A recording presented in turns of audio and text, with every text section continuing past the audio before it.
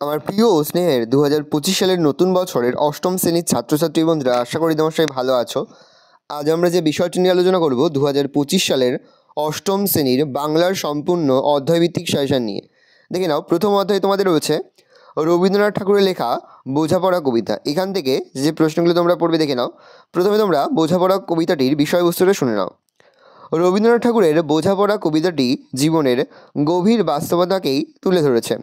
বাস্তব জীবনের অভিজ্ঞতা থেকে কবি এই সত্য অনুভব করেছেন যে ভালো মন্দ মিশিয়েই মানুষের জীবন। এই জীবনে নানা রকম সমস্যা আছে। একজন মানুষকে কেউ অত্যন্ত শ্রদ্ধা করে, কেউ বা তাকে নিয়ে ব্যঙ্গ বিদ্রূপ করে। কবি অবশ্য মনে করেন, বাধা বিপত্তি, ঝঞ্ঝা, প্রতিকূলতা না থাকলে জীবনটা বৈচিত্র্যময় হয়ে ওঠে না। অর্থাৎ সমস্যা থাকবেই, কিন্তু সেই সমস্যাকে অতিক্রম করাই তো জীবনের লক্ষ্য। জীবনে চলার পথে অনেক সংকট উপস্থিত হয়। কবির মনে হয়েছে কোনো বিবাদ, বিতর্ক, ঝগড়া না করে নিজের মতো চলাতেই আনন্দ। এই কথা বলার কারণ ব্যাখ্যা করে কবি লিখেছেন, তোমার মাপে হয়নি সবাই, তুমিও হওনি সবার মাপে। এই সত্যটাকে মেনে নিয়ে যদি পথ চলা যায় তবে সুখ পাওয়া যায় অনেকখানি। কবি মনে করেন, কোনো একজন মানুষ আমাদের কাছে প্রিয় হতেই পারে, কিন্তু তার অর্থ এটা নয় যে সেই মানুষ ছাড়া আমাদের জীবন ব্যর্থ। কেননা কবি মনে করেন, তাহারে বাদ দিয়েও দেখি বিশ্বভুবন মস্ত ডাগর। বিধির বিধান বলে সব কিছুকে মেনে না নেওয়াই ভালো বলে কবি মনে করেন।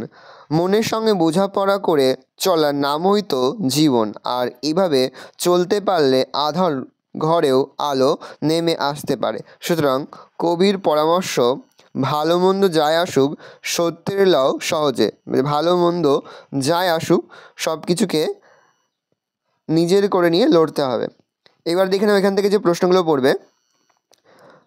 তোমারই কি এমন ভাগ্য, বাঁচি যাবে সকল ধকল জখম ক্ষত বদল। তবে জখম, ভালো মন্দ যাহাই আসুক সত্যেরে ভাগ্যেরে বিধিকে বিধাতাকে লাও সহজে। সত্যেরে, রবীন্দ্রনাথের বোঝাপড়া কবিতাটি তার মানসী সোনাতরী ক্ষণিক পূরবী কাব্যগ্রন্থের অন্তর্গত। তবে ক্ষণিক, বিধির পড়শির বন্ধুর আপনার সাথে বিবাদ করে নিজের পায়েই কুড়ুল মারে। তবে বিধির, তোমারই কি এমন ভাগ্য, যাকে উদ্দেশ্য করে তার কথাটি বলা হয়েছে, তার এমন ভাগ্য নয় যে সত্যকে সহজভাবে গ্রহণ করতে পারবে, জীবনে সব রকম প্রতিকূলতা বাঁচিয়ে চলতে পারবে, মান্ধাতার আমল থেকে চলে আসা নিয়ম সে পাল্টে ফেলবে, চিরকাল বিধির সঙ্গে বিবাদে জয়ী হবে। উত্তরে, জীবনের সব রকম প্রতিকূলতা বাঁচিয়ে চলতে পারবে, সেটাই সবার চেয়ে শ্রেয়। কোনটি সবার চেয়ে শ্রেয়?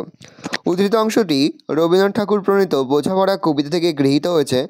কবি মনে করেন, জীবনে নানা প্রতিকূলতা উপস্থিত হতে পারে, কিন্তু সেই অবস্থার সঙ্গে মোকাবিলা না করা বাঞ্ছনীয়। বিপক্ষের সঙ্গে কোনো মতান্তর বা বিবাদ না করে নিজের পথে চলাই ভালো। ঘটনা সামান্য খুবই। কোন ঘটনার কথা বলা হয়েছে? উদ্ধৃত অংশটি নেওয়া হয়েছে রবীন্দ্রনাথ ঠাকুর রচিত বোঝাপড়া কবিতা থেকে। মানুষের জীবনে কখনো কখনো সংকট নেমে আসে।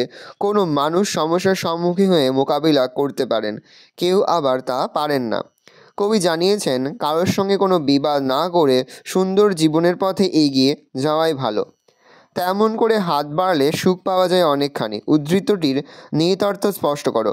প্রশ্ন অংশটি নেওয়া হয়েছে বিশ্ববরেণ্য কবি রবীন্দ্রনাথের বোঝাপড়া কবিতা থেকে। আমাদের জীবনে অনেক সময় দ্বন্দ্ব, সংশয়, সন্দেহ, সংঘাত এসে উপস্থিত হয়। এগুলি আসা স্বাভাবিক। কবি বলেছেন, তোমার মাপে হয়নি সবাই, তুমিও হওনি সবার মাপে। তাই তুচ্ছ বা নগণ্য বিচার না করে পারস্পরিক বন্ধুত্বে আমাদের জীবন হয়ে উঠতে পারে মধুময়। সেই প্রসঙ্গে কবি এই কথাটি বলেছেন। মরণ এলে হঠাৎ দেখি মরার চেয়ে বাঁচাই ভালো। ব্যাখ্যা করো। কবিগুরু রবীন্দ্রনাথ ঠাকুর প্রণীত বা কবিগুরু রবীন্দ্রনাথ প্রণীত বোঝাপড়া কবিতা থেকে উদ্ধৃত পংক্তি দুটি গৃহীত হয়েছে। মানুষের দুঃখে জর্জরিত হতে হতে ভাবে, এই জীবন বোধহয় সুখ পাওয়া যাবে না। অনেক সময় মনে হয় জীবনের পরিসমাপ্তিতে সব যন্ত্রণার অবসান হবে, কিন্তু বাস্তব ক্ষেত্রে দেখা যায় মৃত্যুর থেকে জীবনের আনন্দ, বেঁচে থাকার লড়াই অনেক বেশি গুরুত্বপূর্ণ। তাহারে বাদ দিয়েও দেখি বিশ্বভুবন মস্ত ডাগর। উদ্ধৃতির মধ্যে দিয়ে জীবনের কোন সত্য প্রকাশ পেয়েছে? রবীন্দ্রনাথ ছিলেন কবি ও দার্শনিক। অর্থাৎ কবি রবীন্দ্রনাথ ছিলেন কবি এবং দার্শনিক। বোঝাপড়া কবিতায় কবি বলেছেন, অনেক সময় আকাঙ্ক্ষিত ব্যক্তি বা বস্তুকে কাছে না পেলে হতাশা আসে, অব্যক্ত বেদনা মানুষকে গ্রাস করে।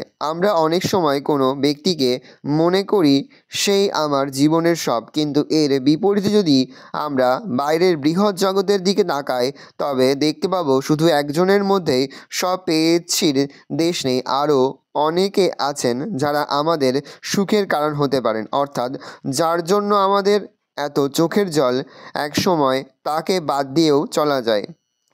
কিভাবে মনের সঙ্গে বোঝাপড়া করতে হবে? বোঝাপড়া কবিতায় রবীন্দ্রনাথ ঠাকুরের মনের সঙ্গে বোঝাপড়ার কথা বলেছেন। কবি মনে করেন, ভ্রান্তিময় জীবনে চলে নিজেকে অন্ধকারাচ্ছন্ন করে তোলা ঠিক নয়। শুধুমাত্র বেদনা, হতাশা, মন্দভাগ্যের দোহাই দিলে লাভের লাভ কিছুই হয় না, বরং কোনো রকম হাহাকার না করে কষ্ট, ক্লান্তি, নিরাশা, ক্ষোধোক্তি দূরে সরিয়ে ফেলে তবেই প্রকৃত শান্তি অনুভব করা যায়। তাই কবি মনে করেন, ভালো মন্দ যাহাই আসুক না কেন সত্যকে সহজে গ্রহণ করতে হয়। এভাবে মনের সঙ্গে বোঝাপড়ার কথা বলেছেন রবীন্দ্রনাথ। পরের প্রশ্ন তোমরা পড়বে, ভালো মন্দ যাহাই আসুক সত্যের লও সহজে। তুমি কি কবির সঙ্গে একমত? জীবনে চলার পথে নানান বাধাকে তুমি কিভাবে অতিক্রম করতে চাও? আলোচ্য অংশটি বিশ্ববরেণ্য কবি রবীন্দ্রনাথ ঠাকুরের বোঝাপড়া শীর্ষক কবিতা থেকে নেওয়া হয়েছে। আলোচ্য অংশে যে মন্তব্যটি কবি করেছেন আমি তার সঙ্গে সহমত পোষণ করি। জীবন বড় বিচিত্র। ভালো মন্দ, দুঃখ, যন্ত্রণা, আশা, আকাঙ্ক্ষা এইসব নিয়ে মানুষকে নিরন্তর পথ চলতে হয়। ফলে অনেক ঝঞ্ঝার মধ্যে দিয়ে অনেক দুর্যোগের রাত পার হয়ে তবে সুখের বন্দরে পৌঁছানো সম্ভব হয়। কবির মনে হয়েছে কারোর সঙ্গে বিবাদ না করে, বিতর্কে না জড়িয়ে ভালো মন্দ যাহাই আসুক না কেন সত্যকে গ্রহণ করাই কাম্য। কবির এমন সিদ্ধান্তের কারণ, তোমার মাপে হয়নি সবাই, তুমিও হওনি সবার মাপে। সুতরাং এইভাবে বুঝে পথ চললে সুখ পাওয়া যায় অনেকখানি। কোনো দোহাই না দিয়ে মনের সঙ্গে এরকম বোঝাপড়া করে নেওয়া ভালো। কবি এজন্য লিখেছেন, মনের তাই কহ যে ভালো মন্দ যাহাই আসুক সত্যের লও সহজে। ভালো করে দেখে নাও, এই অধ্যায় থেকে এই মাত্র কয়েকটি প্রশ্ন পড়লেই কিন্তু হয়ে যাবে। ভালো করে দেখে নাও। আশা করি ভিডিওটা ভালো লেগেছে। ভিডিওটা ভালো লাগলে ভিডিওকে লাইক করতে দিয়ে ভুলবেন, আর আমার চ্যানেল নতুন হওয়া লাইক করে সাবস্ক্রাইব প্রেস করে পাশে বেল আইকনটা প্রেস করে যখন নতুন কোনো ভিডিও আপলোড করি সবার ফার্স্ট নোটিফিকেশন তোমরা পেয়ে যাও। আর এই ভিডিওটি তোমার বন্ধু বান্ধবী, আত্মীয়স্বজন সবার মধ্যে কিন্তু অনেক শেয়ার করে, যেটা বছর অষ্টম শ্রেণীতে পড়ছে। আমরা কিন্তু ইতিমধ্যে অষ্টম শ্রেণীর প্রতিটি বিষয়ে অধ্যায়ভিত্তিক সেশন কিন্তু আপলোড করে দিয়েছি উত্তর সহ। তোমরা যদি এখনও পর্যন্ত সেই ভিডিওগুলো না দেখে থাকো, ভিডিওগুলো কিন্তু তাড়াতাড়ি দেখে নাও। তোমাদের সকলকে জানাই আগাম পরীক্ষার অনেক শুভেচ্ছা এবং অভিনন্দন। আশা করি সকলের পরীক্ষায় খুব ভালো হবে। কোনো প্রশ্নের উত্তর লিখতে বা বুঝতে যদি কোনো রকম অসুবিধা হয় তাহলে কিন্তু নির্দ্বিধায় কমেন্ট সেকশনে কমেন্ট করে জানাতে একদমই ভুলবে না। আশা করা যায় প্রতি বছর নয় এই বছরও তোমরা আমাদের সাজেশন অংশ থেকে সমস্ত প্রশ্নই কিন্তু কমন পেয়ে যাবে। ভালো করে তোমরা কোশ্চেন পেপারটা দেখে নাও।